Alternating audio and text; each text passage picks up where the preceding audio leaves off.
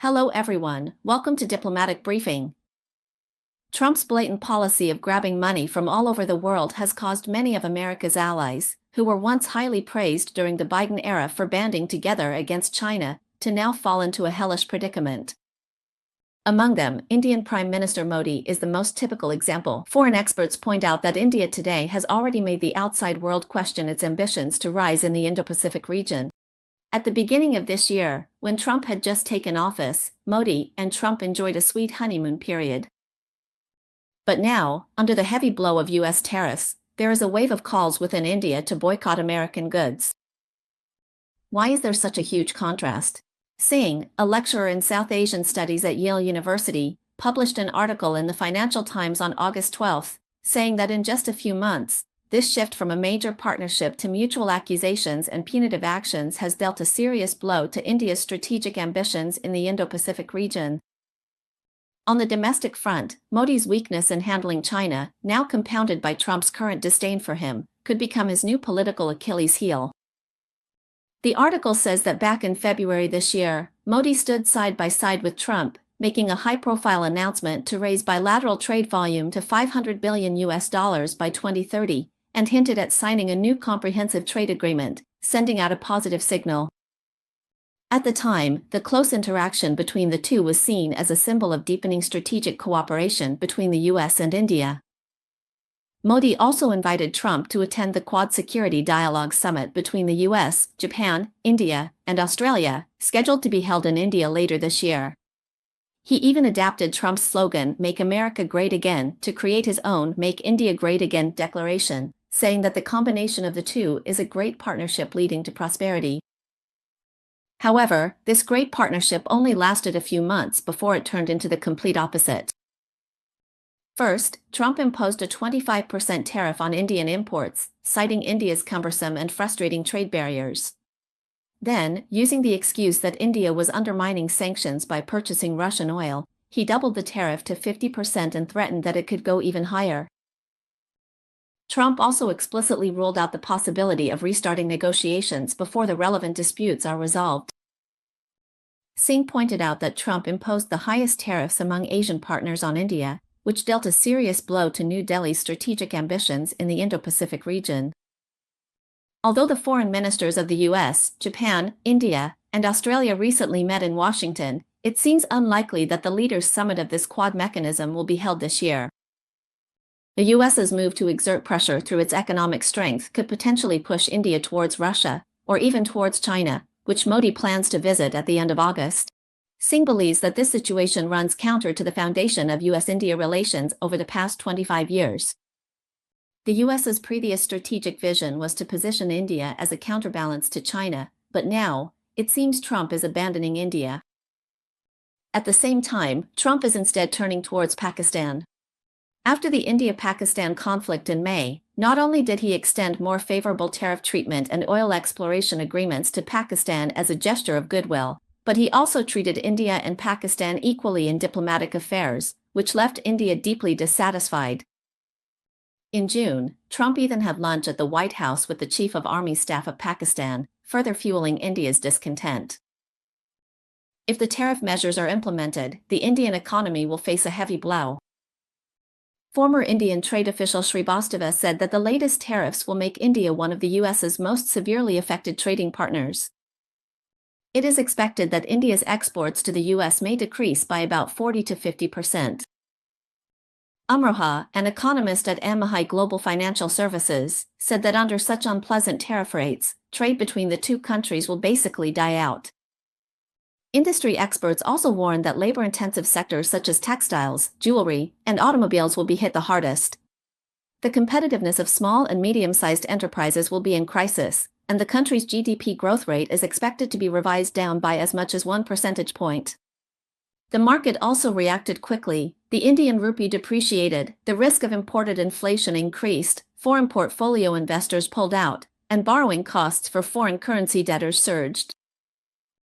Singh said these developments could potentially upend India's domestic politics. Modi has long relied on exaggerating his diplomatic achievements and his personal relationships with foreign leaders like Trump to shape his strongman image, but now he is facing fierce criticism at home. India's opposition Congress Party has labeled him Narendra the Surrenderer for yielding to pressure from Trump. Some Hindu nationalist groups, which are crucial to Modi's political standing and have US backing, also feel abandoned by Trump's attacks on India. Modi's Bharatiya Janata Party lost its parliamentary majority in the last election, and now the renewed dispute with the US has once again raised questions about the ruling party's economic management and foreign policy direction.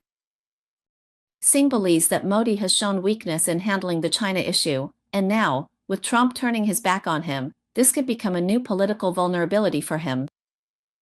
Facing cold treatment from the US, Modi has once again begun to emphasize strategic autonomy.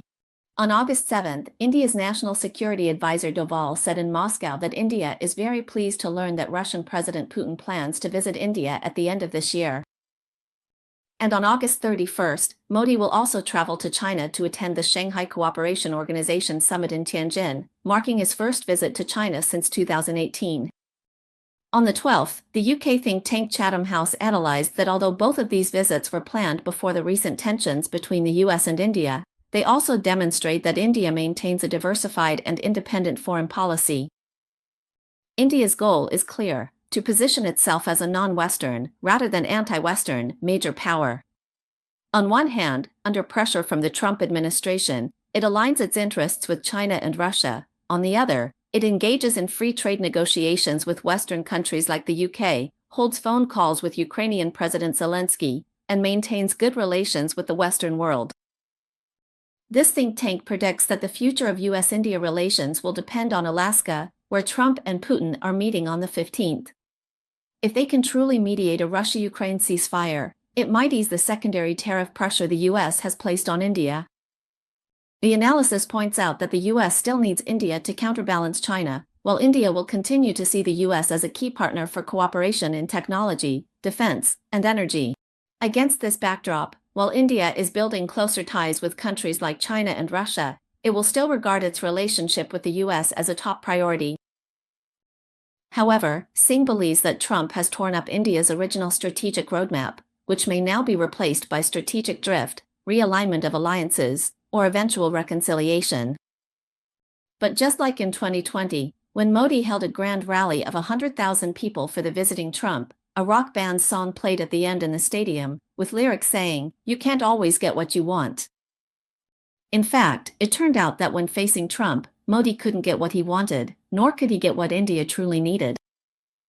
To sum up simply, first, the United States views its relationship with India entirely from a position of strength, only considering its own interests and not caring at all about the interests of so-called allies. Second, Trump also acts according to the strength of his opponents. For example, with India and the European Union, whom the US thinks it can easily handle, Trump would press harder and harder, but he wouldn't dare to treat China the same way. Third, Modi rose to power by taking the populist route. Since Modi became prime minister in 2014, it coincided with the US pivot to Asia.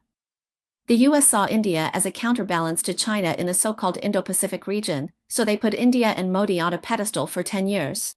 Not only did the US fail to slow down China's rise, but its heavy-handed unilateral sanctions actually sped up China's technological self-reliance and progress.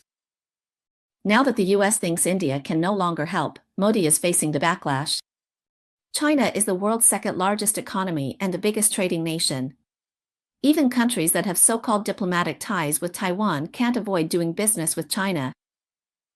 On August 12, Paraguay's Congress held a hearing where a government minister outlined a proposed assembly industry law. This bill would allow companies to use imported components, many of which come from mainland China, to manufacture electronic and digital products locally. According to foreign media reports, the introduction of this legislation comes at a time when there are growing calls within Paraguay for politicians to re-examine the country's decades-long so-called diplomatic relationship with Taiwan. Currently, Paraguay's political circles are fiercely debating whether to sever ties with Taiwan and establish diplomatic relations with the People's Republic of China. The report says that in late July this year, the first vice president of Paraguay's Chamber of Deputies, who was also acting as speaker, Vizazan, visited mainland China. After returning to his country, he called for a nationwide debate on this issue. Vizazan, from the ruling Colorado Party, believes that Paraguay has wasted a lot of time on the Taiwan issue, and says that even a small portion of mainland China's massive investments in Latin America could transform Paraguay's economy. He said, "We are one of the few countries that do not recognize China and have not established diplomatic relations with China. Compared to other Latin American countries, the assistance we receive from Taiwan is negligible." He said that his intention is not to threaten or blackmail, but to encourage an open discussion about potential economic benefits.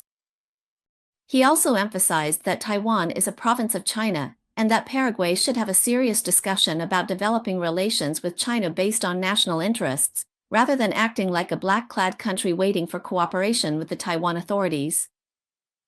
At present, the Taiwan authorities only have 12 so-called diplomatic allies left, among which Paraguay is the only country in South America that still maintains so-called diplomatic relations with Taiwan. It is also the largest and most populous among these 12 countries. Reuters once commented that Paraguay's long-term diplomatic support for the Taiwan authorities has already hindered the local agricultural sector from seeking larger markets for its exports. Paraguayan President Peña has also openly admitted that he faces pressure from domestic agricultural groups and others demanding that Paraguay sever diplomatic ties with the Taiwan authorities. In conclusion, apart from Taiwan continuing to be crushed by Trump on tariff issues, the Chinese mainland will further tighten the so-called diplomatic space of the Taiwan authorities.